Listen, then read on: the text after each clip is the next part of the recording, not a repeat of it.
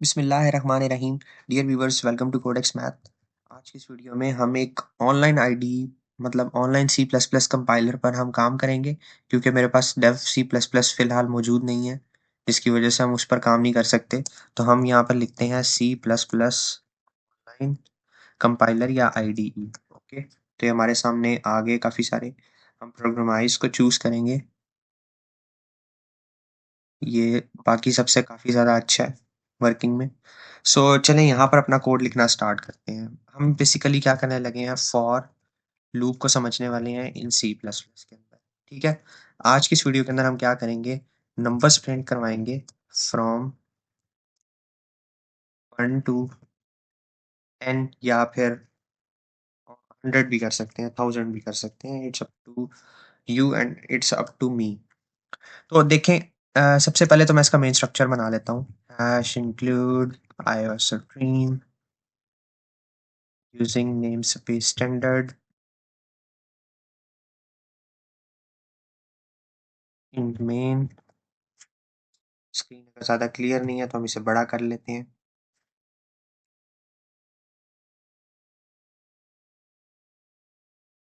Return 0। Okay,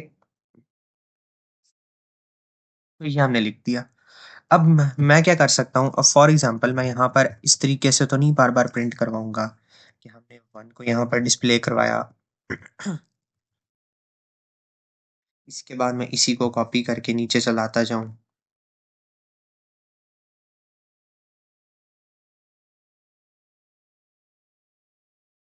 अगर मैं ऐसे नंबर्स को प्रिंट करवा रहा हूँ लाइक 3, 4 एंड 5, और फिर मैं इसे रन करता हूँ, तो ये 5 टाइम नंबर्स प्रिंट होकर आएंगे हमारे पास इस तरीके से इन वर्टिकल। तो क्या ये एक अच्छा और ऑप्टिमल वे है? देखो, 5 लाइन्स की जगह कंज्यूम होगी। अगर मैं इससे ज़्यादा इंक्रीज करता हूँ इसे,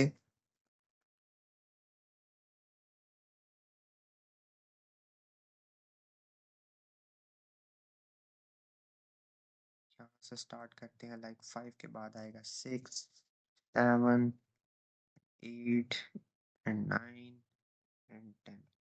तो क्या ये एक अच्छी टेक्निक ये है कि मैं इन नंबर्स के लिए, इन नंबर्स को प्रिंट करवाने के लिए इसको 10 टाइम्स जो है लाइन, मतलब कि लाइन हमारी ज़्यादा कंज्यूम हो रही है यहाँ पर। ये देखो, हमने 10 टाइम्स नंबर को तो प्रिंट करवा दिया फ्रॉम 1 to 10, बट हमारी लाइंस देखो कितनी कंज्यूम हो रही हैं, 6 से लेकर 15 तक। इतनी सारी लाइंस हमारी बीच में कंज्यूम हो रही हैं। तो क्या हम कोई ऐसा काम करें कि हमारी ये सिर्फ 2 से 3 लाइनों के अंदर ये हमारी जो है 1 से लेकर 10 तक नंबर प्रिंट हो जाए एंड मल्टीपल नंबर्स प्रिंट हो जाए, हम जितना उसको बोलें उधर तक। लेकिन हम लिमिटेशन यहाँ पर फिक्स करते हैं, लाइक अगर मैंने जाना है फ्रॉम 1 to 10, फ्रॉम 1 to 100, जिधर हम मुझे लिमिट का पता होगा, मतलब मैंने एन नंबर ऑफ टर्म्स तक जाना है, जिधर मुझे मतलब नोन होगी वैल्यूज, वहां तक हम इसको यूज करते हैं, किसको, फॉर लूप को यूज करते हैं। ठीक है, इस फॉर लूप को यूज करेंगे। तो देखें, अब मैं क्या करूंगा, अब मैं फॉर एग्जांपल इस एक मिनट के लिए कमेंट आउट कर देता हूँ। अब मैं लगाता हूँ यहाँ पर फॉर लूप, फॉर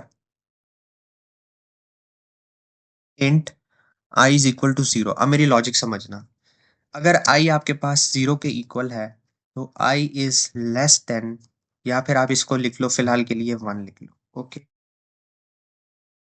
और आप लिख लो लेस देन इक्वल टू लगाना पड़ेगा, लेस देन इक्वल टू।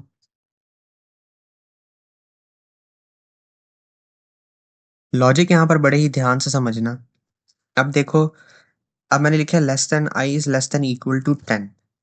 ठीक है, ये मैंने कंडीशन डाल दी and I is I plus plus, I के अंदर इंक्रीमेंट हो जाए।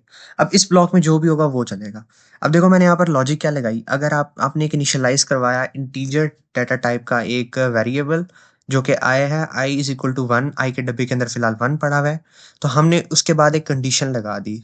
अगर आपके पास जो भी आई के अंदर होगा वो लेस देन इक्वल टू 10 होगा, मतलब 10 से छोटा होगा, तो हम उसे क्या करेंगे, उसके अंदर इंक्रीमेंट करेंगे और उसको यहाँ पर आकर प्रिंट करवा देंगे, क्योंकि हमने प्रिंटिंग का काम ही करना है इस तरीके से। तो देखो, मैं यहाँ पर आई दे देता हूँ कि आई को मल्टीपल टाइम्स प्रिंट करवा दो।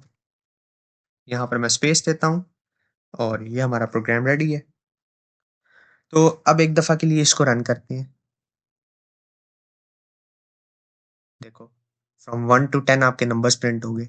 अब ये कैसे प्रिंट हुए, आप ये सोच रहे होगे, देखो किधर हमारा काम हो रहा था 6 से लेके 15, मतलब कि हमारी ये कोई 10-12 लाइनें जो है कंज्यूम हो रही थी, ये हमारी 10 लाइन्स जो हैं वो कंज्यूम हो रही थी।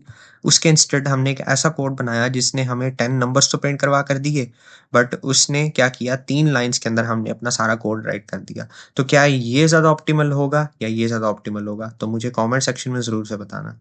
अब देखो आप ये सोच रहे होगे कि इन पहले हमने वर्टिकल में किया था, अब हमने हॉरिजॉन्टल में इन्हें प्रिंट करवा दिया है। तो इसके लिए कोई इतना मुश्किल काम नहीं है। देखो मैंने बीच में यहाँ पर स्पेस दी है, इस वज़ह से ऐसे हुआ है। अगर मैं यहाँ पर एंडल यूज़ करके इसे रन करता, तो देखो ये वर्टिकल में प्रिंट होकर आएँगे, इस तरीके से।